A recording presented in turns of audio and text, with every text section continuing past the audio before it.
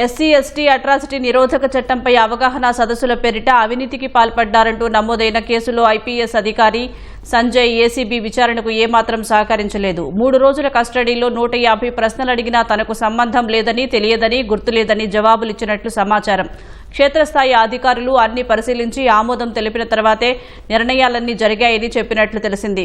నిబంధనలకు విరుద్ధంగా టెండర్లు కట్టబెట్టడం, బిల్లుల చెల్లింపు కోసం అధికారులపై ఒత్తిడి తీసుకురావడం తదితర అంశాలకు సంబంధించి ఏసీబీ అధికారులు కొన్ని పత్రాలు, ఆధారాలు చూపి ప్రశ్నించగా మౌనం వహించినట్లు సమాచారం. అగ్ని ఎస్ఓసీ వెబ్సైట్, మొబైల్ యాప్ అభివృద్ధి, నిర్వహణకు సంబంధించి 50% పనులు పూర్తి చేసినట్లు సౌత్రికా టెక్నాలజీస్ సమర్పించిన తప్పుడు నివేదిక ఆధారంగా ఎలా బిల్లులు చెల్లించారని ఏసీబీ అధికారులు ప్రశ్నించారు. అవన్నీ క్షేత్రస్థాయి అధికారులే పరిశీలిస్తారని, తన ప్రమేయమేమీ లేదని సంజయ్ సమాధానమిచ్చినట్లు తెలిసింది. సంబంధిత విభాగాధిపతిగా మీకు బాధ్యత లేదా అని ప్రశ్నించగా దాటవేత ధోరణిలో మాట్లాడినట్లు సమాచారం.